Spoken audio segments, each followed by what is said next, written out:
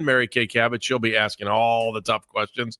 In fact, if you want to read her latest story at cleveland.com, how the Browns' 3 quarterbacks, minus an injured Kenny Pickett, did on day 5 of training camp, make sure you're clicking on cleveland.com. As a fact, I am going to click on the line that Mary Kay Cabot's on right now. Hi, Mary Kay. How are you? Best way to talk to her. Yes. I'm doing great, guys. How you doing? Hi, Mary Kay. Good. All right. So you, how you feeling? You got a couple days in. You can be ready to start the season off with some great stories. And I mean, we got to get you ready. It's training camp for the reporters too, isn't it? Yeah, we're in full go out here. So we've already been at it for quite a while, and yeah, we're almost in mid-season 4. That's great.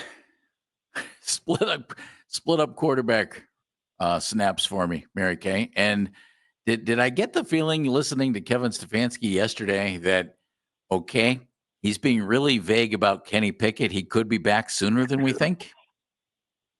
Well, I don't know if they know for sure. I know that he'll probably be out this whole week, and then they will reevaluate it at the end of the week. But just in terms of exactly when he'll be back, I don't know, because they're leaving for Carolina on Tuesday, and then they're practicing against the Panthers on Wednesday. So it's kind of a short week with some travel and a game and a joint practice. And I guess they have to figure out, will he be ready for that practice or not? All right, Mary Kay, where are we in our quarterback rankings then?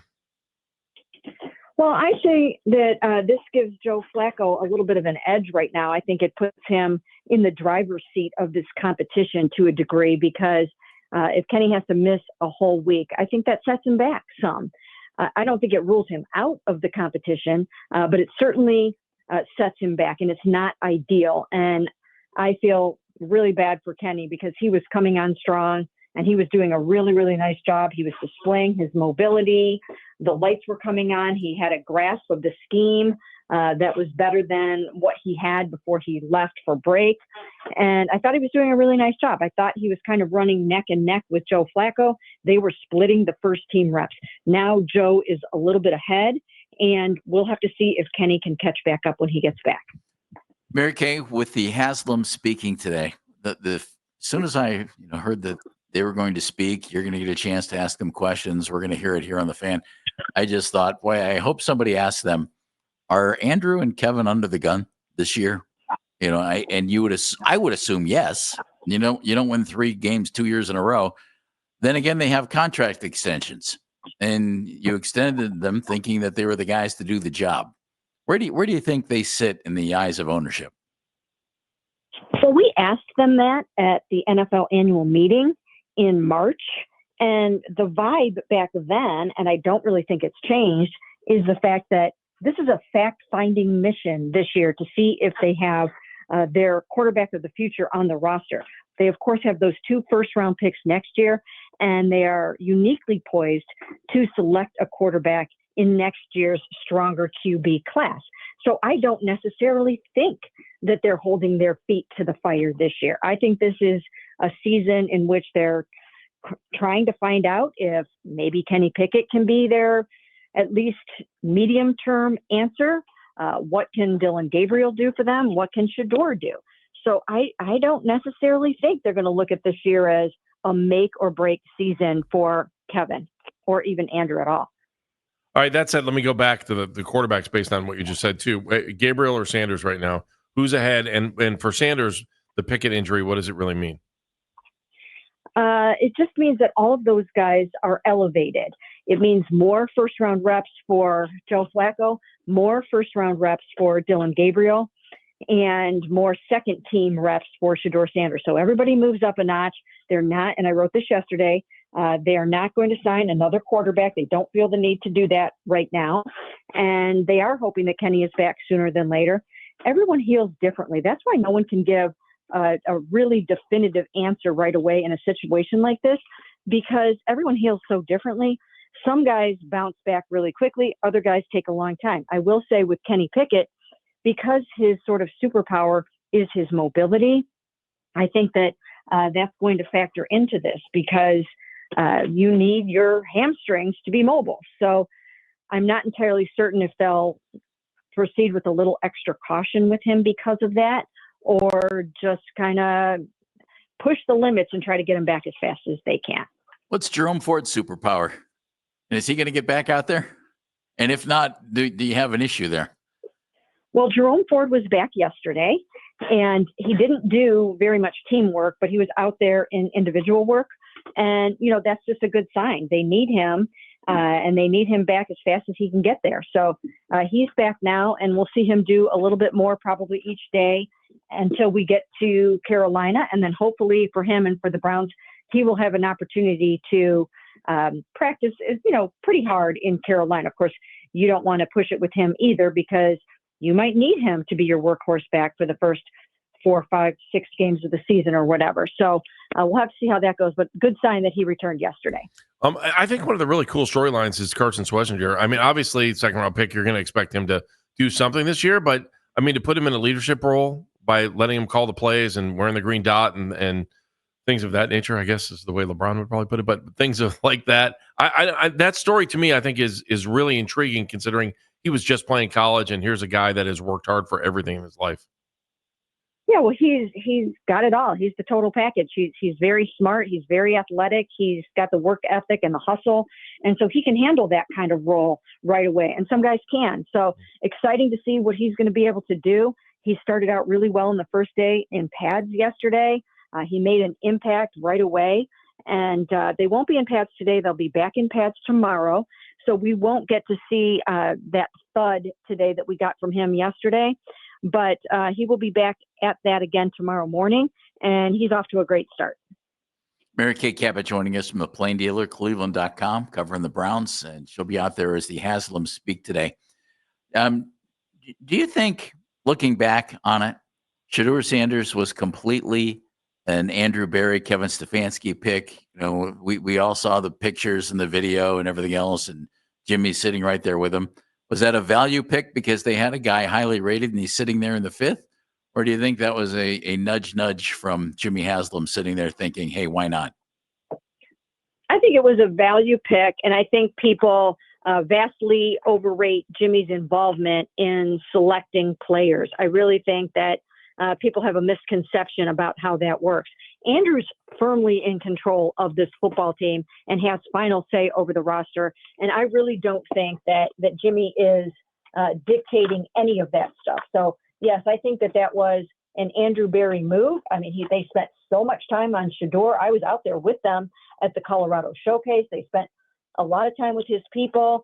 They vetted him. They scouted him very, very thoroughly. They liked him a lot as a person. And I think a lot of that is showing up now. Shador Sanders is a delightful human being. He is a lot of fun to be around. He's got very, very, very high character. He's got his head in the right place on so many things. And I think that was an Andrew and Kevin move. And I do think it was a value pick for them in the 5th round. Mary Kay, just kind of looking more at the offense too, from a wide receiver. Just give me your assessment of what you've seen from the wide receivers so far. Most people, if you look on the outside in, you're like, that wide receiving core doesn't look like it's super strong. Do they need to bring in another person, or are guys jumping out and saying, no, I'm going to take control and we are going to be better than people think we are?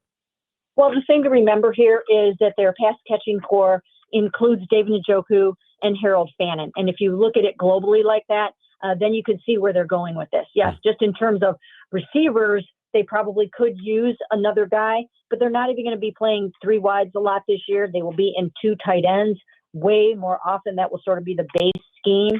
And so I don't think that they're going to struggle there too much. Of course, you'd always love to have another Pro Bowl caliber receiver, but I'll tell you what, Deontay Johnson had a nice day yesterday. If he can keep it together and really show that he's buying into the program and all of those kinds of things, then he will find a place on this team. That's terrific, Mary Kay. How's Cedric Tilman look to you?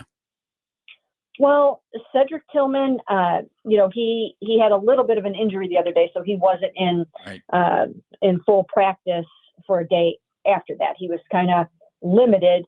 So he's easing his way back into it, and he got more work yesterday. I mean, he looks good. He looks good. He's just got to be able to stay healthy. They really did dodge that bullet the other day, so that was great for them and great for Ced, because I do think that he can make a tremendous impact this season if he can stay healthy. Mary Kay, just speaking of this press conference coming up here at noon with Jimmy D. Haslam, where do you think this press conference is going to go? You think we're going to hear a lot of dome stuff or back in the quarterbacks? And where do you think this press conference is going to go? What do you think they want the fans to know? I'm sure they're so excited about the stadium stuff, so I'm sure that's probably going to be a significant piece of it. So we can expect that, but I think that they will also answer for Quinshon Judkins and bringing players onto the football team that, he didn't have any previous history like this, so it's not like they added someone here who had something in their past that they should shy away from. But I think they do have to answer for, how do they feel about having, 3 guys since last year arrested for domestic violence issues and what the plan is going forward. And 3 guys in the last 3 drafts, Mary Kay, with legal issues popping up. That I wonder if that's an overall.